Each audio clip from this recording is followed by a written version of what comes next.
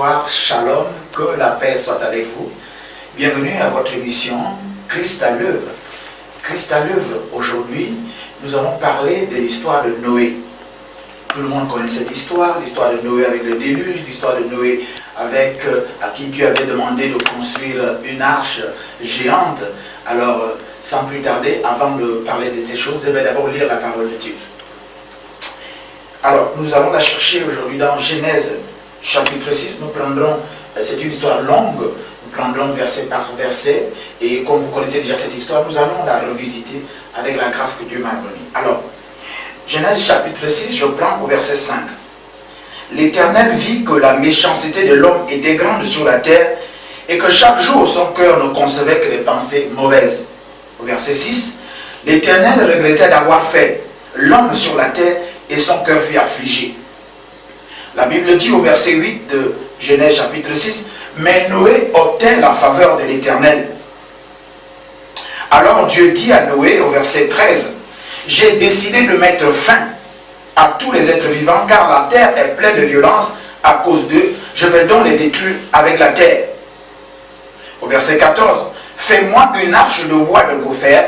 Tu disposeras cette arche en cellules et tu la couvriras d'un enduit en dedans et en dehors. Nous allons directement au verset 17.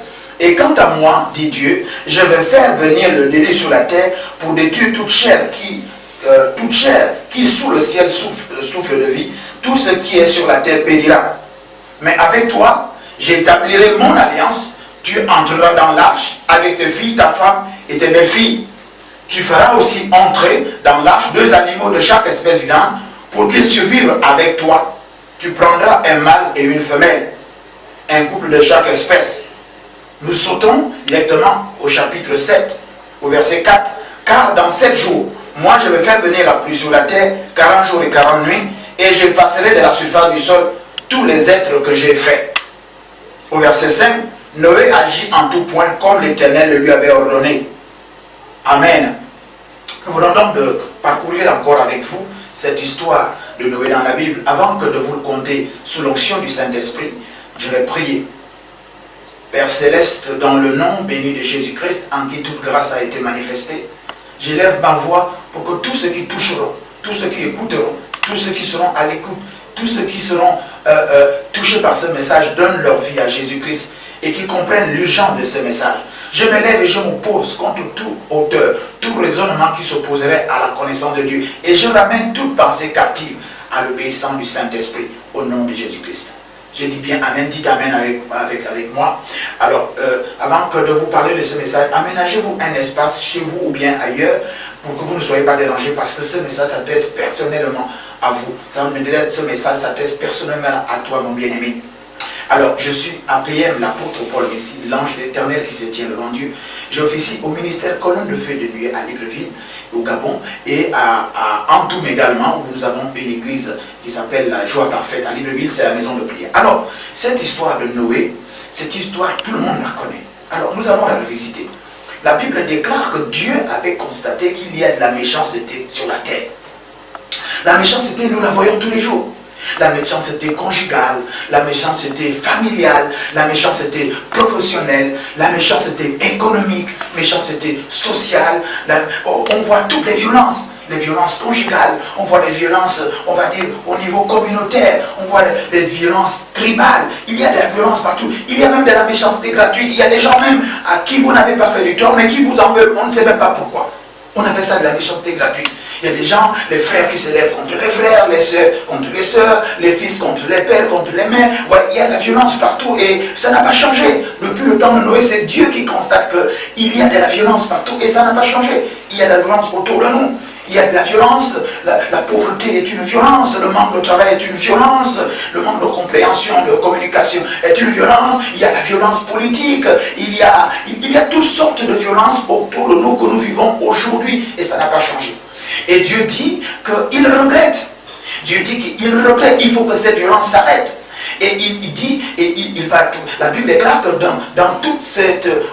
dans ce melting pot de violence, il y a à l'intérieur, il y a un homme et ses fils et sa femme qui s'appelle Noé. La Bible déclare que Noé trouve grâce aux yeux de Dieu. Il a trouvé la faveur aux yeux de Dieu. Bien-aimé, je suis sûr qu'autour de toute cette violence autour de toi, Dieu trouve faveur aujourd'hui à te donner ce message. Et je ne vous ai pas encore énoncé, je m'en vais le faire maintenant. Le terme de ce message, c'est le temps de l'embarquement pour toi. Embarquement immédiat. Oui, mon bien-aimé, c'est le temps pour toi, effectivement, de donner ta vie à Jésus. Je te le dis déjà tout de suite. C'est le temps pour toi de t'embarquer dans la paix, dans l'amour, dans la grâce. C'est le temps pour toi de t'embarquer pour les choses de Dieu. Il y a tellement de violence autour de toi. C'est Jésus-Christ qui est la solution. La Bible déclare que ce Noé a trouvé grâce. Et voici ce que Dieu va dire à Noé. Dieu va dire à Noé, écoute Noé, je vais détruire la terre avec le déluge. Mais toi, je t'astreins et je te donne une mission. Tu dois construire une arche géante. On va, pour que vous ayez un peu l'impression, une arche géante, on va dire, au moins 2-3 fois un terrain de football. Et là-dedans, Noé, tu vas recueillir auprès de toi chaque couple de toute espèce vivante sur la terre, qu'il soit pur ou impur. Nous allons en parler. Maintenant, examinons ça du point de vue de Dieu, du point de vue de Noé et de l'environnement dans lequel il était. À cette époque-là, il n'avait pas plu sur la terre depuis longtemps. Donc il y avait une sécheresse qui ne disait pas son nom, qui était dure sur le peuple. Et voici Noé qui va dire au peuple que voici, voilà, Dieu va faire pleuvoir pendant 40 jours et 40 nuits, mais on a dû se moquer de lui. Et puis là, ils étaient pratiquement sur une montagne désertique et il se met à construire une arche. Il dit que Dieu lui a dit de construire une arche géante et qu'il va faire venir auprès de lui tous les animaux vivants sur la terre en couple. Et parce que Dieu effectivement avait détruit la terre, mais c'est une moquerie, c'est la raillerie. C'est ce qui nous arrive aujourd'hui, nous les prédicateurs. Quand on vous dit de donner votre vie à Jésus, Jésus revient bientôt, il va détruire, il va juger les bons et les méchants, et que ceux qui seront bons seront au tribunal de destin, les bons, ceux qui auront donné leur vie à Jésus-Christ, mais que les autres, ils vont aller dans les temps de feu. D'autres disent non, l'enfer n'existe pas, c'est une invention pour faire peur aux gens, Dieu est tellement bon qu'il ne peut pas détruire, et tout le reste. Donc, vous voyez, et Noé a commencé ce travail titanesque avec son fils et son épouse et ses belles-filles. Et la Bible déclare qu'il n'a de cesse de le faire. Et de Noé, aujourd'hui, il y en a. Moi qui suis l'apôtre Paul ici, pour ce message, je m'appelle Noé. Je suis Noé, tous les prophètes, les évangélistes, les docteurs, les pasteurs, les frères et sœurs bien-aimés en Jésus-Christ, qui vous demandent, qui vous exhortent à donner votre vie à Jésus, ce sont des Noé. Parce qu'il y a urgence, il y a danger, il y a l'enfer qui vous guette. Donnez votre vie à Jésus-Christ Nazareth. Et aujourd'hui, la barque dont on parle, c'est l'église de Jésus, l'église du Dieu vivant. C'est ça l'église. La barque, c'est l'église. C'est pour ça que nous autres, les prédicateurs, nous sommes les Noé. Et la tâche de Noé était de bâtir cette église. Or, l'église est déjà bâtie maintenant par le Saint-Esprit que nous avons reçu le jour de la Pentecôte. Maintenant, cette église est là, elle est vivante. Maintenant, notre rôle à nous, c'est de faire entrer comme qui dirait, chaque animal. C'est-à-dire, l'homme animal, c'est celui qui n'est pas reconstitué, qui n'est pas régénéré. C'est celui qui n'a pas encore donné la vie à Jésus-Christ de Nazareth. C'est celui qui ne s'est pas encore repenti pour aller résolument vers l'œuvre de Dieu. Et aujourd'hui, les Noé, nous sommes, l'église est là, la barque est déjà prête, nous sommes là en train de vous dire que c'est le temps de l'embarquement. La Bible déclare que Noé devait faire venir à lui tous les animaux, il doit aller chercher tous les animaux qui vivent sur la terre en couple, des purs et impurs. C'est pour ça que nous prêchons que Dieu ne fait exception de personne. Que vous soyez menteur, Jésus vous appelle. Que vous soyez juste, Jésus vous appelle. Que vous soyez estropié, Jésus vous appelle. Que vous soyez pauvre, Jésus vous appelle. Vous soyez vilain, Jésus vous appelle. Vous êtes complètement, on va dire, tordu, Jésus vous appelle. Vous êtes grand, Jésus appelle aussi les petits. Jésus appelle les vilains, Jésus appelle tout le monde. Donc toute espèce vivante sur la terre que Dieu a créée, n'est-ce pas? C'est-à-dire, quelle que soit votre tribu, quelle que soit votre origine, quel que soit votre pays, quel que soit votre niveau de vie, quel que soit... Donc Dieu appelle tout le monde maintenant à rentrer dans l'arche. C'est le temps de l'embarquement. L'embarquement est immédiat. C'est le temps de donner votre vie à Jésus-Christ et d'aller dans une église où effectivement son nom est glorifié, que son nom est prêché, que sa vérité, ses principes, ses ordonnances, ses commandements, ses préceptes sont enseignés et que vraiment que nous puissions tous nous repentir et pouvoir espérer à la gloire éternelle qui est à venir. Car le temps urge maintenant. Il est temps de donner ta vie à Jésus-Christ de Nazareth. À ce niveau du message, je m'arrête d'abord pour te dire, donne ta vie à Jésus-Christ de Nazareth. Donne ta vie à Jésus. Et pour cela, je t'invite déjà à répéter après moi. Seigneur Jésus, je vois qu'il est urgent il y a tellement de méchanceté, il y a tellement de colère, tellement de jalousie, tellement d'envoûtement, tellement de fétichisme, tellement de crochets, tellement d'opposition à ma vie. Maintenant, je te donne ma vie. Je t'accepte maintenant comme Seigneur et Sauveur personnel et je proclame que maintenant, je me répands et que je suis à toi et je viens dans ton église. Et je dis cela au nom de Jésus-Christ. Bienvenue mon bien-aimé, nous continuons cette histoire. La Bible déclare que Noé a commencé à aller de lieu en lieu. Parce que pourquoi? Parce que chaque espèce d'animal ne vivait pas autour de Noé. C'est pour ça que nous, les prédicateurs, les pasteurs et les autres qui sont affectés à la grâce de Dieu dans ce ministère de l'évangélisation, nous allons de pays en pays, nous allons de lieu en lieu, nous allons de village en village, nous allons dans les rues. À l'époque, Noé, lui, le travail était certainement fastidieux. Pourquoi? Parce que Noé n'avait pas forcément les mêmes moyens de communication. Nous, aujourd'hui, à partir de la télévision, vous pouvez m'écouter, je peux vous atteindre. Mais Noé a dû faire, vous imaginez, il a dû aller chercher chaque espèce qui ne vivait pas dans son pays, dans son environnement. Il a dû aller chercher chaque espèce qui était loin et en couple et les amener justement à rentrer dans l'arche de Dieu. C'est pour ça que nous aujourd'hui nous avons une grâce particulière et spéciale. Nous pouvons toucher chaque personne par les médias, par la radio, par la télévision, par les journaux, par toutes choses qui sont à notre disposition qu'on appelle les médias. Alors aujourd'hui encore, ce matin, ce soir, je ne sais à quel moment vous prenez l'antenne, je vous dis simplement que ce message s'adresse à vous. Ce n'est pas par hasard, il n'y a pas d'hasard, il n'y a pas d'accident. Ce qui devait arriver, ce qui doit arriver, doit arriver. Donc si vous écoutez ce message, parce que justement il était prédestiné pour que vous pouvez le recevoir aujourd'hui.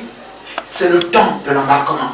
C'est le temps de sauver votre vie. C'est le temps de sauver votre famille. C'est le temps de sauver votre projet. Pourquoi? Parce qu'il y a tellement de méchanceté autour de vous. Il y a des gens qui sont là, tapis dans l'ombre, attendant un moment, conscient ou pas, de vous faire du tort. Il y a des, regardons, ce n'est pas nouveau. Autour de nous, il y a des gens qui vous en veulent parce que vous avez, comme qui dirait, un semblant de réussite, parce que vous avez une paix, parce que simplement ils n'aiment pas vous voir, parce que simplement vous les gênez. Donc il est temps, parce que effectivement, dans l'arche de l'Éternel, la Bible déclare que simplement le lion n'a jamais bouffé l'antilope. C'est celui qui pêche qui meurt. Or, en plus de Jésus, Jésus a payé tous nos péchés.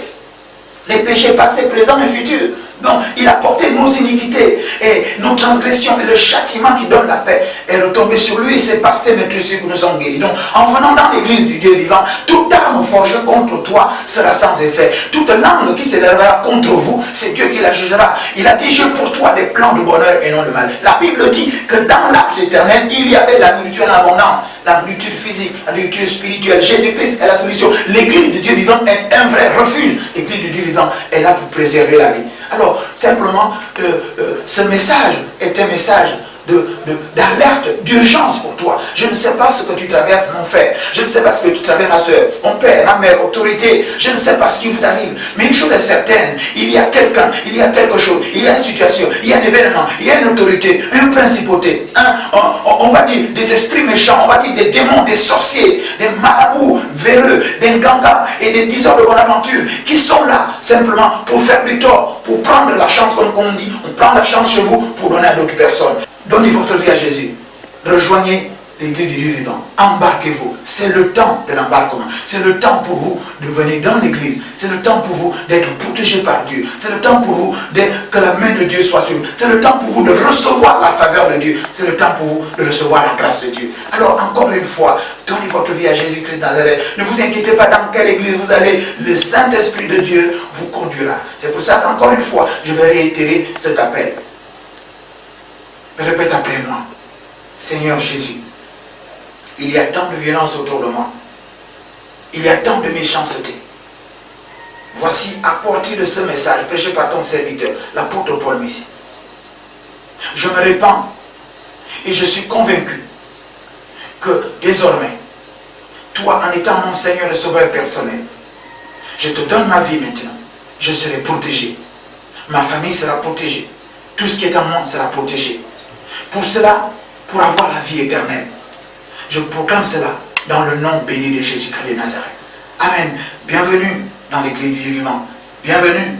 La Bible déclare qu'il y a une place pour chacun de nous.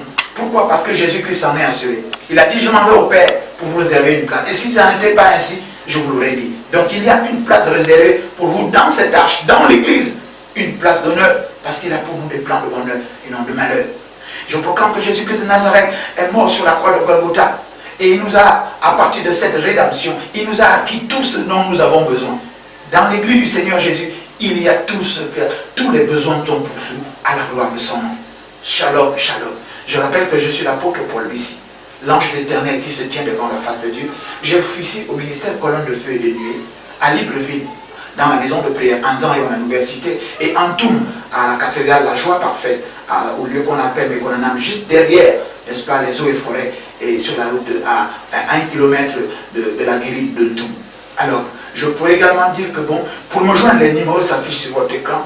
Il s'agit du 06 63 06 40, 06 63 06 40. Le deuxième numéro c'est 05 32 58 80, 05 32 58 80.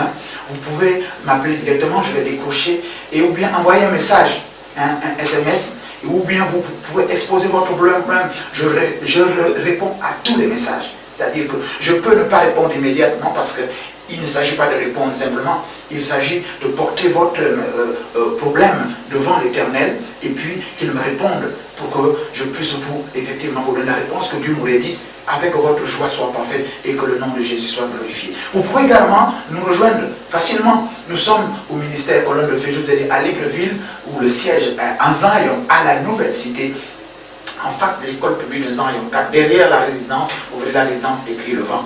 Je reçois tous les jours, de mardi, n'est-ce pas, à vendredi, à partir de 15h30.